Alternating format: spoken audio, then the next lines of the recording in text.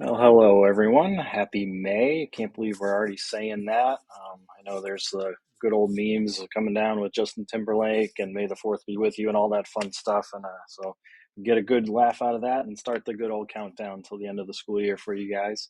Hope everybody's doing well and enjoying this part of the year. Um, so I'm going to dive right into some topics for this month. As you guys know, we've talked a ton about security and a lot of learning opportunities and some training modules that we've given some PD time for us to go through. For the remainder of this year, there won't be any dedicated PD time for security trainings, so keep an eye out in the future.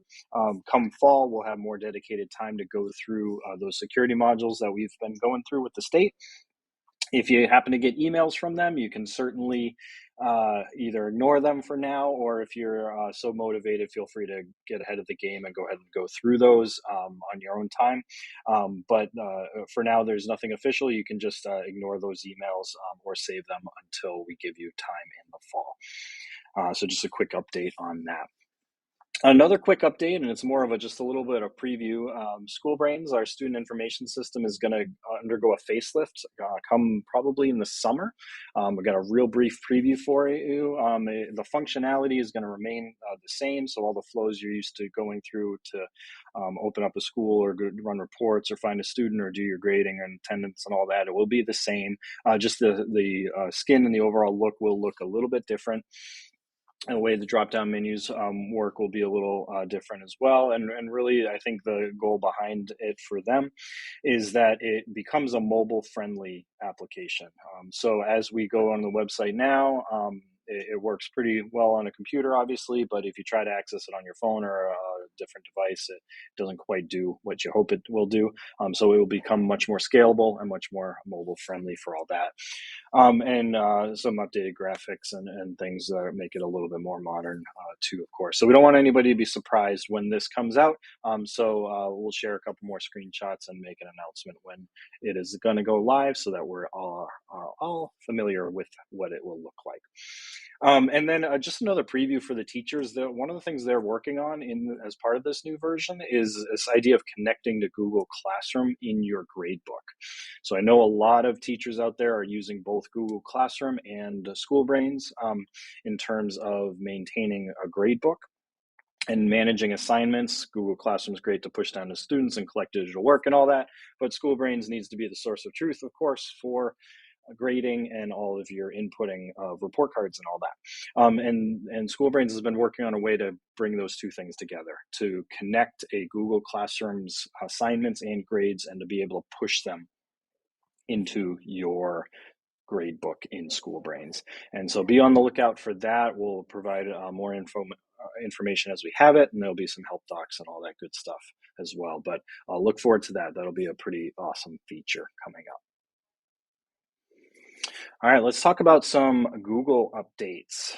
So one of the things we chatted about last time is that when we're in a Google Doc, they added features that we can insert building blocks to make a really easy collaborative email draft or some meeting notes.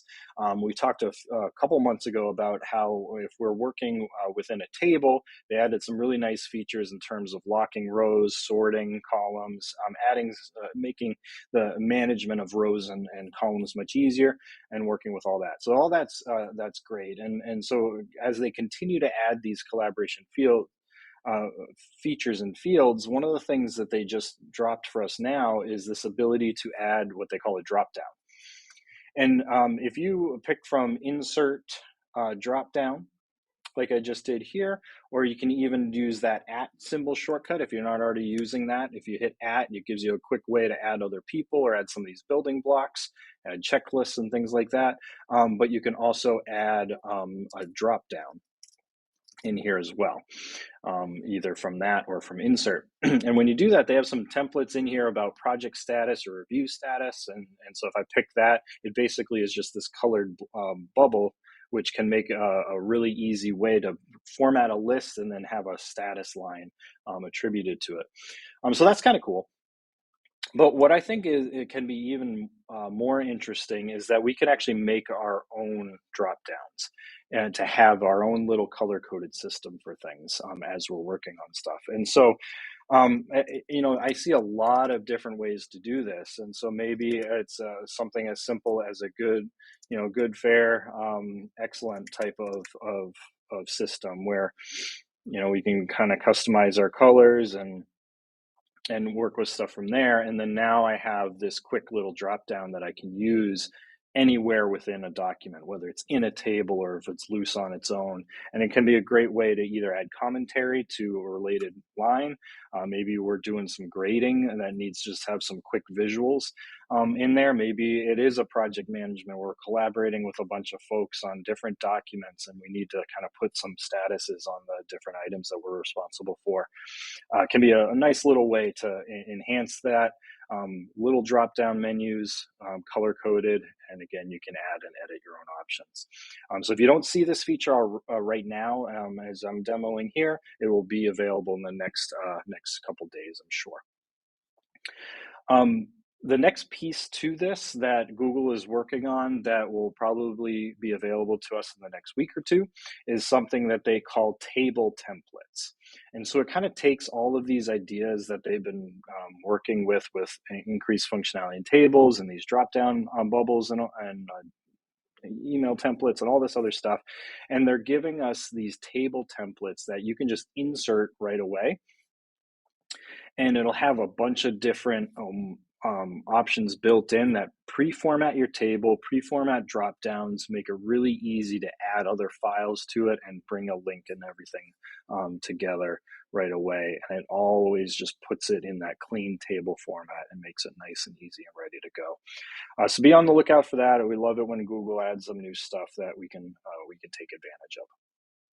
The next thing I want to talk about with Google is Google Calendar. They added a feature in here related to co-hosts in a Google Meet. I know we still often use Google Meets for a lot of different reasons. And even with in-person stuff, we have co-hosting of meets all the time. And what a co-host is, it's a person who's attached to the meet that allows you to control any of the aspects of the meet.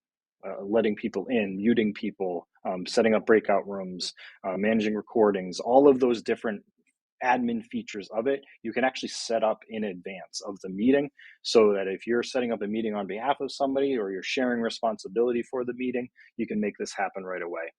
And so how this works is you just take an event that's in your calendar. If you go to the edit screen with that edit pencil, and whenever you have a join with Google Meet option attached to the calendar, you have a gear where you can view the options for that. And if you just click on the gear, it gives you the ability to go right to co-hosts and add another person in here as a co-host. So whoever you add to this list, you can add a few more people if you want and hit save, then you're done. You've made it happen. And this date and time with the people in this meeting are automatically co-hosts and can manage that meeting together. So a great feature. Hopefully you all can take advantage of that as you see fit.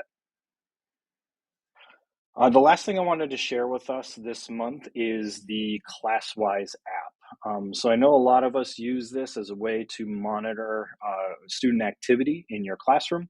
So right from ClassLink, you can go to FamilyZone Classroom, and it opens up this ClassWize product, which syncs with Google Classroom. So all of your Google classes in there give you the ability to start a class and monitor the screen activity of what your students are doing. So that's a great way for classroom management, of course. It's a great way for some instant feedback in terms of connecting with the students, seeing what they see and all that. But one of the things they've added for teachers as well is the ability to generate what they call a journey report. And this is something that we can do on our end in technology to run a history on a student's website activity as needed. But teachers who have access to the students in Google Classroom can do the same thing right now. And so if you're in any one of these ClassWize classes, you'll notice at the top there's a new button called Browser History. And if you click on that, you'll be able to access this student journey report. And basically all you need to do in here is to pull from your list of students that are in the class. You'll pick the name of the student.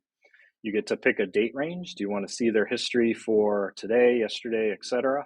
From here? And there's some theoretical limitations, of course, with how far back it'll go. But pick from your date range, You can add a comment that'll show on the front page of that report. Maybe, running this report on so-and-so day for the so-and-so reason. And then you click export, and what happens is they'll generate this report for you. The system will do that, and it'll shoot it right to your email as a PDF attachment. So this can be a great way if you're wanting to keep a more closer eye on a student's website activity. You need to document something for a meeting or for a counseling session or similar. This can be a great way to get a conversation started, because it'll simply just show a big list of the student's website activity in a very easily digestible report. So we want you all to be aware of that. If you have any questions on that, you can certainly submit a support ticket and we'll be able to assist you from there. Okay, and that's all I had for new updates. As just a general reminder, as we kind of gear towards the end of the year, we always talk about the iSchool being a training facility and a training wing of our department. A lot of us, have been in the district for a little while, know the iSchool as a physical location, that there was an iSchool at the high school and an iSchool at Hunking. And over the years, it's kind of expanded beyond that to not really be about physical locations, but be more about the training services that we offer in the technology department. And so just as a friendly reminder, if the information that we talk about in these newsletters or that get brought up in your day-to-day is either confusing or you never heard of it before but want to know more, one of the things that you can always do besides putting in a ticket to ask a question is to make an appointment. Myself and Corey Cooper, who many of you know and love, we monitor our appointments, and this is a big thing that makes up our schedule. And you just come in here and you can book an appointment. It'll show you the option to do a remote session, or we can come to your location in person if you'd prefer. A 45-minute session on a topic of your choosing. You just pick a day and time and let us know where in the case of an in-person, and then you're good to go. It's a great little feature to have available to you. And so definitely take advantage of that if you'd like to see us, or if you have something you want to discuss on the technology level as well. All right, great. So definitely enjoy the rest of this month of May, and we'll connect soon in June, if not sooner. Take care.